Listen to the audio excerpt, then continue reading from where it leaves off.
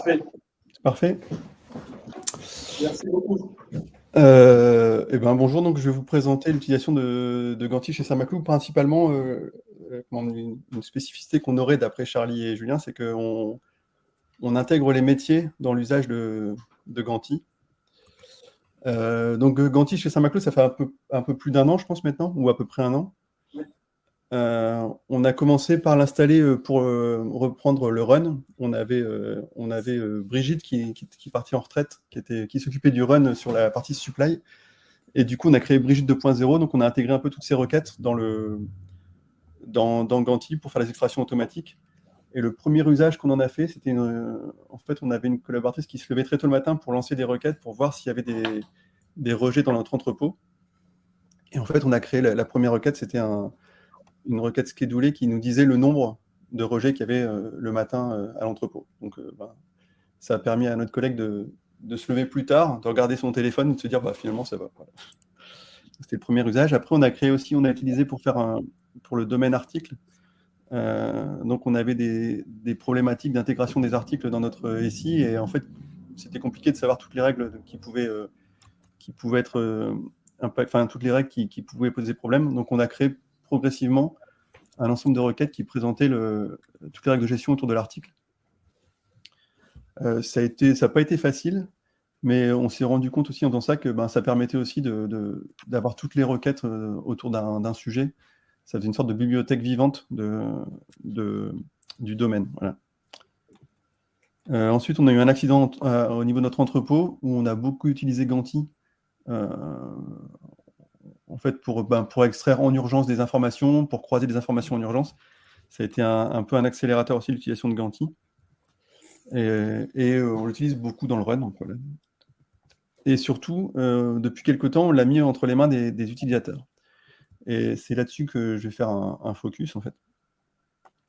Donc, avec deux cas d'usage. Un premier cas d'usage qui correspond... alors, c'est les EA pas en géode. Donc, dans notre entrepôt, on a un WMS, un outil de gestion d'entrepôt qui s'appelle Géode. Et en fait, quand un camion arrive à l'entrepôt pour une livraison, on a ce qu'on appelle des EA, des entrées attendues. Donc, c'est la commande fournisseur qui est dans notre WMS. Et en fait, la personne à la réception vient valider la réception en se référant à cette EA dans le WMS. Et parfois, le A n'est pas là. Et du coup, ça pose vite des problèmes, puisque en fait, on se retrouve avec de la marchandise sans savoir ce que c'est, sans avoir de référence informatique de cette marchandise.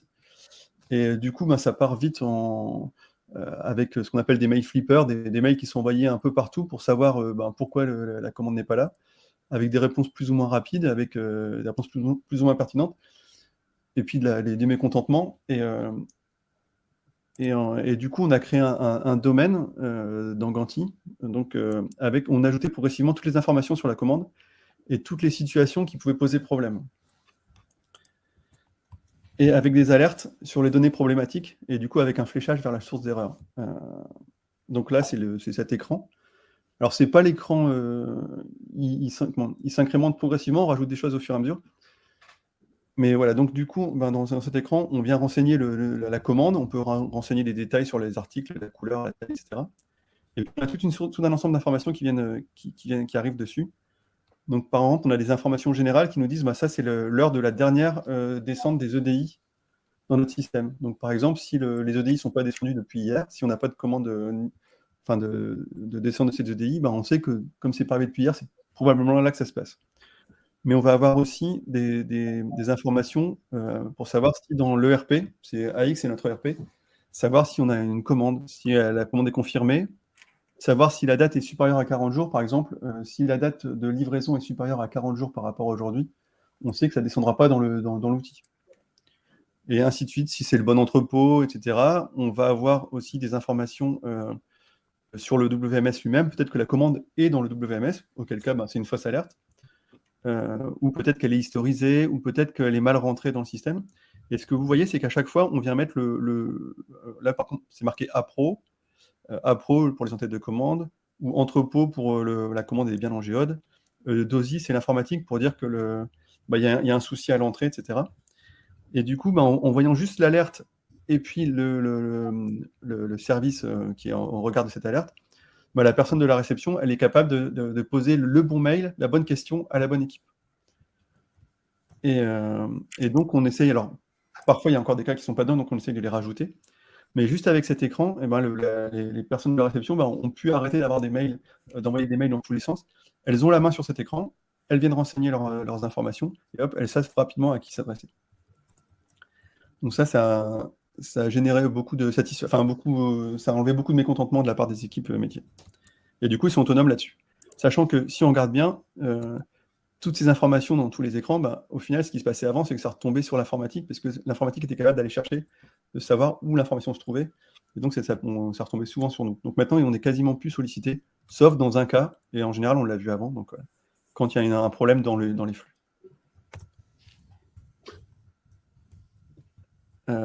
Alors après, je vais vous parler d'un autre cas. Donc là, c'est un exercice qu'on est en train de monter petit à petit avec les équipes métiers. Donc là, c'est un cas, j'ai pris un exemple en particulier, c'est la cellule flux. Donc c'est une cellule qui s'occupe en gros, de recoller les commandes quand il y a un souci dans la commande. Alors pour savoir, chez Saint-Maclou, on a des commandes un peu spécifiques. Par exemple, on peut faire des rideaux sur mesure. Et pour faire une commande de rideaux sur mesure, le client va choisir différents paramètres, la taille de ses rideaux, le tissu, différents éléments, les accroches, etc., la manière dont c'est cousu.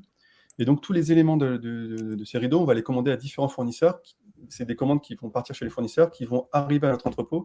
Ensuite, on va l'envoyer à notre atelier. L'atelier va le renvoyer à l'entrepôt, puis ensuite, on va l'envoyer au transporteur qui va l'amener chez le client. Donc, c'est tout un ensemble d'objets, on appelle ça des objets, qui vont succéder. Et quand il y a un problème là-dedans, la cellule flux, elle vient remettre les bouts, les morceaux au bon endroit.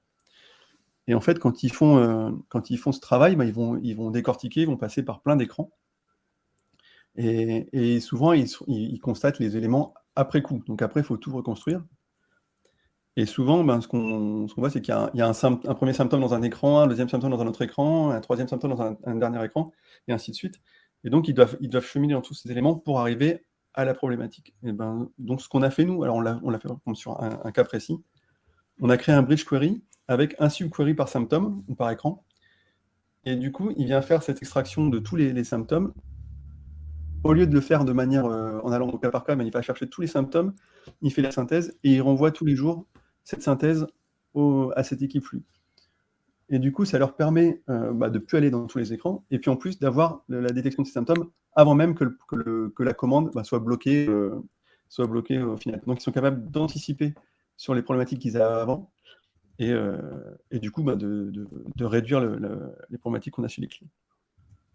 Et ça, on l'a construit avec eux, c'est-à-dire que c'est eux qui faisaient, on a pris leur travail du quotidien, la manière dont ils allaient chercher les anomalies, et on a reconstruit avec Ganti cette requête. Donc là, j'ai pris un exemple, ça ne va pas vous parler du tout, mais par contre, on a fait, alors je ne sais pas si beaucoup le font, on a fait un bridge query qui tape uniquement dans le même système. Par contre, on a fait une sous-requête par symptôme. Et du coup, ça permet d'avoir des sous-requêtes simples et puis d'avoir une construction qui prend une certaine logique et qui est facile à maintenir. Voilà. Et du coup, aujourd'hui, on a les utilisateurs qui commencent à demander Ganti. C'est-à-dire qu'il y a aussi un travail pour que les utilisateurs le prennent en main, adhèrent au projet. Et du coup, ils commencent à connaître la solution parce qu'ils l'utilisent de plus en plus. Et puis il y a les utilisateurs du coup qui viennent nous voir pour solliciter eux-mêmes des extractions dans Ganti. Alors pour le faire, au départ, j'avais présenté par exemple à différentes équipes Ganti avec toute sa puissance en parlant par exemple de ce qu'il fait chez Okaidi un petit peu sur les stocks ou chez Auchan sur la commandabilité. Et en fait, c'est un peu, ça fait beaucoup et ils n'arrivaient pas forcément à rentrer dans le jeu. Mais par contre, en créant des requêtes simples, on arrive à démarrer le processus et puis après à les complexifier. Comme vous voyez tout à l'heure, l'écran des EAP à Dangeode, c'est un écran qui s'enrichit au fur et à mesure et qui est de plus en plus riche, de plus en plus complexe. Alors l'intérêt en faisant ces requêtes simples, c'est qu'on a un delivery qui est ultra rapide, puisque comme on n'écrit nulle part et qu'on ne crée pas de flux, on peut tester en prod au final. Enfin, je sais pas, voilà, on peut le faire. Et puis souvent, on va créer des requêtes qui sont déjà utilisées par les utilisateurs via l'outil. Voilà. Aussi, ce qu'on a fait quand on fait une extraction pour les utilisateurs, on essaye de donner un maximum d'informations dans le mail, en utilisant notamment les petits paramètres, dans le nombre de lignes, extraction, etc., en mettant l'explication de ce qu'il y a dans la requête, et puis en mettant le mode d'emploi pour utiliser le résultat de la requête. Ça permet de rendre presque la requête autonome, et puis surtout, ce que j'appelle les schedules dormants, quand on a des anomalies qui sont très rares, et ça permet quand l'anomalie se produit tous les 3-4 mois, et le mail, il explique exactement comment gérer le truc, comment gérer l'extraction, et ça permet de faciliter la chose. Et puis, pour terminer, une petite spéciale qu'on a chez nous, c'est qu'on donne des noms rigolos à nos mails. Charlie pourra confirmer, je crois.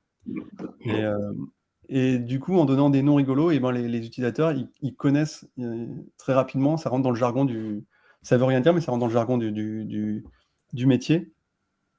Et aujourd'hui, si vous rentrez chez Saint-Maclou, vous entendrez parler du mail Oulala, ou du mail Beyoncé, ou du mail, je sais plus, Sapristi, etc. Enfin voilà, il y en a un peu partout. Et du coup, ça permet à ce que les gens ils s'approprient plus rapidement. Et puis en plus, ils savent de quoi ils parlent. Quand on parle de Oulala, tout le monde sait ce que c'est. Voilà. Donc, côté expérience à Maclou, c'est pas forcément parlant.